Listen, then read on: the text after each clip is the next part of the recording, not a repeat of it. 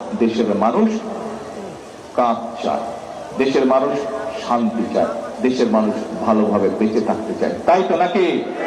এই তো সোজা কথা নাকি? এর মধ্যে আর কোনো ব্যাপার আছে আঁকা বাঁকা কিছু আছে? সোজা হিসাবেটা। তাহলে আমাদের সকলকে চোখ কান খোলা রাখতে হবে। বর্তমান সরকার আপনাদের জন্য কাজ করছে, দেশের জন্য কাজ করছে। এই যে আমরা একটা ফ্যামিলি কার্ড আজকে দিলাম, এখানে সব ধরনের মানুষ পেয়েছে না? সব ধরনের মানুষ পেয়েছে তো? আচ্ছা, তার মানে কি দাঁড়ালো? আমরা সরকার জনগণের অর্থ দিয়ে জনগণের জন্য কাজ করতে চায়। কাজে জনগণের অর্থ যাতে সঠিকভাবে জনগণের জন্য এবং দেশের জন্য ব্যবহৃত হয়, জনগণকে সে ব্যাপারে সজাগ থাকতে হবে।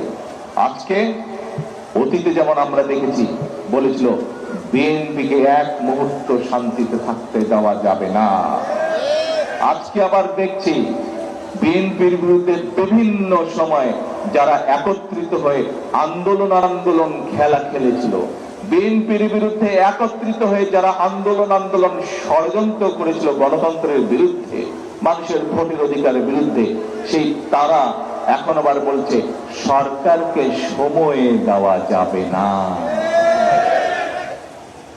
প্রিয় ভাই বোনেরা, বর্তমান সরকার বাংলাদেশে 4 কোটি পরিবারের প্রত্যেকটি পরিবারের কাছে, নারীর কাছে, পরিবার প্রধানের কাছে, মায়ের কাছে ফ্যামিলি কার্ড পৌঁছে দিতে চায়। বর্তমান সরকার বাংলাদেশের প্রায় 3 কোটি কৃষকের কাছে কৃষক কার্ড পৌঁছে দিতে চায়। বর্তমান সরকার প্রাইমারি স্কুলের সকল শিক্ষার্থীর কাছে, ছাত্রের কাছে, ছাত্র হোক ছাত্রী হোক, তাদের কাছে নতুন পোশাক পৌঁছে দিতে চায়।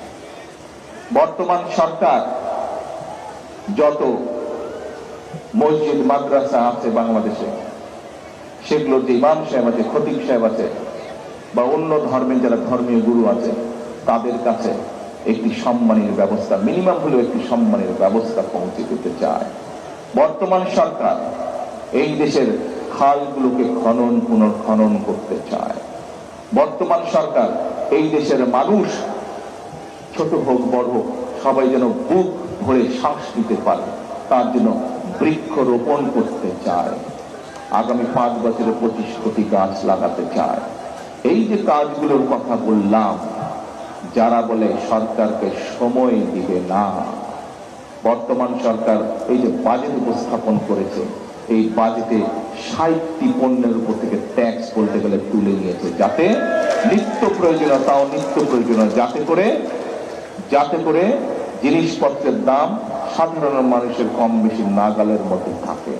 এখন প্রিয় ভাই বোনেরা, যারা বলে সরকারকে সময় দেওয়া যাবে না, তারা কি জনগণের পক্ষে কথা বলে নাকি বিপক্ষে কথা বলে? বিপক্ষে কথা বলে। এই যে কাজগুলোর কথা বললাম, যারা বলে যে সরকারকে সময় দেওয়া যাবে না, তারা কি জনগণের স্বার্থে কথা বলছে না নিজেদের স্বার্থে কথা বলছে? নিজেদের স্বার্থে কথা বলছে। প্রিয় ভাই বোনেরা, আমি করি বিএনপি, আমার প্রত্যেকটি নেতাকর্মী যারা বিএনপি করে, আমরা যারা শহীদ জিয়ার সৈনিক, আমরা যারা দেশনেত্রী খালেদা জিয়ার সৈনিক, আমরা সকল সময় একটি কথা বলি, আমরা রাজনৈতিক দল, আমাদের শক্তির উৎস কি? আমাদের শক্তির উৎস জনগণ। আমাদের পলিটিক্স, আমাদের রাজনীতি হচ্ছে জনগণকে সাথে নিয়ে। এই জনগণই আমাদেরকে 12 তারিখের নির্বাচনে সরকার গঠনে সহায়তা করেছে। এই জনগণ সাথে ছিল বলেই গত 1 যুগের আন্দোলন 2024 সালের 5ই আগস্ট সফল হয়েছে। নির্বাচনের আগে আমরা দেশের মানুষের কাছে প্রতিশ্রুতি দিয়েছিলাম, ম্যানিফেস্টো দিয়েছিলাম। নির্বাচনের ফলাফল প্রমাণ করেছে, নির্বাচনের আগে আমরা যে ম্যানিফেস্টো দিয়েছি, সেটা নির্বাচনের আগে পর্যন্ত ছিল বিএনপির ম্যানিফেস্টো। কিন্তু নির্বাচনের ফলাফল প্রমাণ করেছে যে নির্বাচনের পর দিন থেকে এটি বাংলাদেশের সংখ্যাগরিষ্ঠ মানুষের ম্যানিফেস্টো। আমাদের যে প্রতিশ্রুতি, এটা এখন আমাদের প্রতিশ্রুতি না, এটা হচ্ছে জনগণের প্রতিশ্রুতি। প্রিয় ভাই বোনেরা, জনগণ সিদ্ধান্ত নিয়েছে যে বিএনপি আগামী 5